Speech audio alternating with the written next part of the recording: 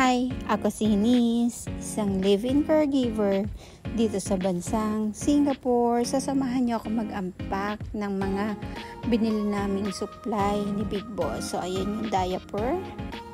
Panggabi namin yung ginagamit. So, ayan naman yung tape na diaper niya rin.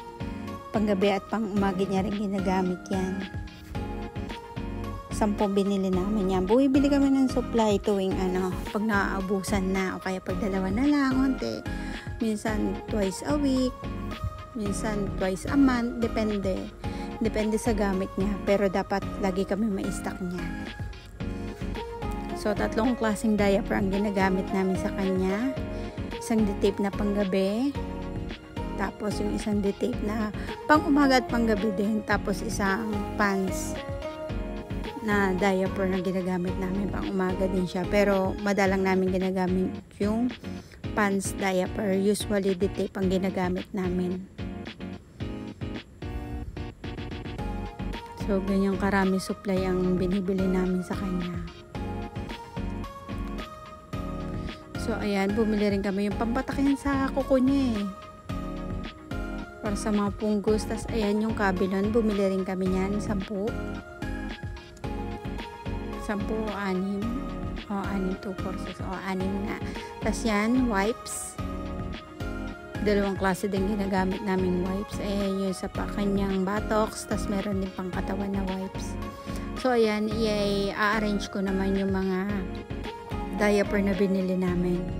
Usually kung sinong free sa amin, dalawa siya nag-aayos niyan. So dahil free ako at dahil para may pang-vlog ako na mag-aayos. So, ayan pala yung dresser. So, dyan namin nilalagay yung supply niya.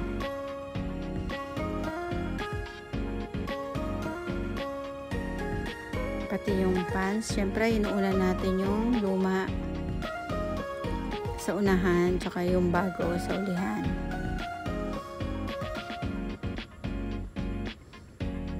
Mataas yung lagay na yan. Nakatungtong ako dyan sa na yan. So, ayan, may naabot ako. Ayoko na kasi bumaba, pero hindi pala kaya. So, kaya bumaba pa rin ako. So, ayan, maayos na yan. So, tapos, ayan yung mga stock niyang iba. So, ayan, yung mga Cavilon cream or lotion. Na-arrange ko yan. Siyempre, inuuna ko yung luma. Yung bago ay nasa ulihan. So, ayan, gumagamit din kami ng puban. Elomet, marami siyang cream dyan. Ni-stock namin dyan. Tapos yan, Pussy Court. Tapos meron siya parang Listerine. Tapos Dupulax. Yan, Cavilon Spray. Yan, Minasol. Para yan sa fungus niya yata. Kung ako nagkakamali. Tapos yan yung pabango niya. So yan, marami kaming stock. So magre-restock din tayo ng wipes dito sa drawer. Yan, para hugot na lang ng hugot pag kailangan namin. Diba? Tapos ayan din, dyan din nakalagay yung gloves. Sa gloves din, dapat di kami naubusan kasi malakas din kami gumamit sa gloves. Ayan, so ayan, dyan namin yung stock. Tapos may hand wash din kami. Tapos ayan yung cleansing, hindi na binabanlawan niya. May mga stock din kami niya, hindi kami naubusan. So, tapos na ako mag-unpack. Yan yung a day in my life as a caregiver person dito sa bansang Singapore.